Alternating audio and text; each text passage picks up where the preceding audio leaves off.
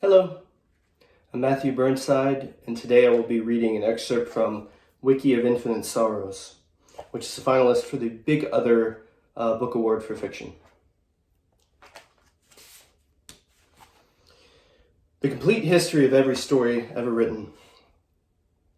Long before that fateful meeting with the king, Scheherazade prepared by reading every story she could get her hands on in the library. But one morning the stories began to leak out, and she worried that she would lose them forever.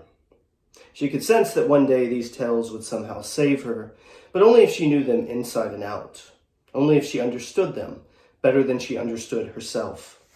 So how to keep them all from escaping? She pondered for many days how to cork these tales, deciding it was a simple matter of making space.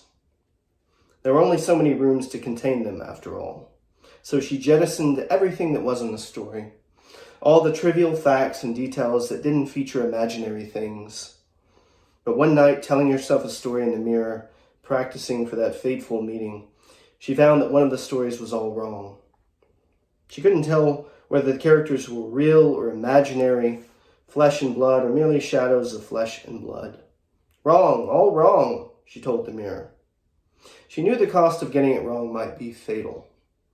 So the next day, she relearned all the things she had once abandoned, and it was good again, except for a few wild tales, still stampeding through the corridors of her imagination, like animals escaped from a zoo. She decided to try something else. Maybe the rooms within her were sound, she just needed to add more floors. So she started writing all the stories down in a single book, one long story featuring all the stories. For many years she wrote, knowing the importance of the book to future generations. But when she tried to read back the book, still the stories oozed off the pages. She caught them in her hand like ghosts made of ink, pouring them back into the pages. For months she battled with the book, desperately catching words and siphoning them back in. It wasn't until she wrote herself into the book, as the one telling all the tells, that they stopped escaping. The second she entered the story, everything felt different. No tell wished to leave, and there they remain, happily intact, in perpetuity. In another version, the entirety of the book reads simply, everyone was trying. In yet another version, this book, the one I'm reading, the one you were reading as well, is titled WIKI of Infinite Joys. In the last revision, she holds the book like I hold your absence, like a cormorant of syncopated hope. Farewell. One day, left blank, this space, came to the end of the book. Because they knew it was coming, could feel the pinch of pages dwindling. It did not much hurt. Besides, there were plenty of other better books out there waiting to be discovered in the world, to be thumbed open and frolicked through. Still, it was marginally sad. A lukewarm, medium sad. Because it was always sad to say goodbye. How else are you supposed to know an end's arrival unless it hurts some? Don't be like that, said the book. Hey, how about a magic trick? Pick a hand, it said. Left. On October 31st, 1968, ill-equipped dreamer Donald Crowhurst departed from land in his trimaran called Teignmouth Electron as an official entrant into the Golden Globe, a competition to sail around the world. He encountered immediate problems from the get-go, but instead of dropping out of the race and conceding failure, he began to falsify his navigation logs. Later logs report a highly conflicted psychological state and increasing irrationality. A muddle of fabrications to hide his true position and confessional truths. His boat was found adrift on July 10th.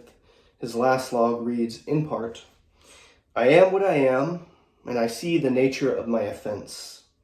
I will only resign this game if you agree that on the next occasion that this game is played, it will be played according to the rules that are devised by my great God, who has revealed at last to his Son not only the exact nature of the reason for games, but has also revealed the truth of the way of ending of the next game, that it is finished.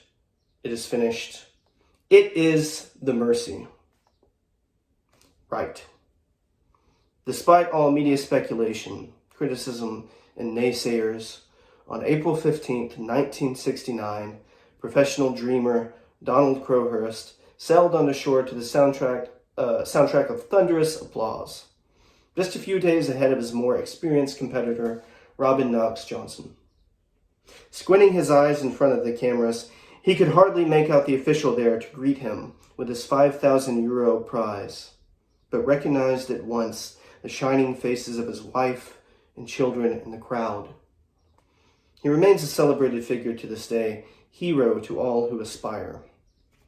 Left, right, take whichever version you need today. In another version, Crowhurst doesn't die at sea. He simply melts into the pages of his log. In every version of this story, something lost. In every version of the story, something gained. And in just a moment, you will clap this book shut, swing the curtain closed to leave our characters encased in their velvet snow globe, which perhaps you'll pick up and shake again some other day, perhaps never again. You'll rise ready, but only when you are ready, to move through the world again, navigating time and its imminent collapse, through every twilight and heartfall and bereavement, through every twitch of memory and torpor of solitude, the likes of what you'd never known before, but somehow, you will survive, like all the many days before. Are you almost ready? In the last revision, the author never dies, quite the opposite. Elegantly but delicately, he folds himself up, though you can only fold yourself so many times, until he is small enough to fit inside one of his balloons.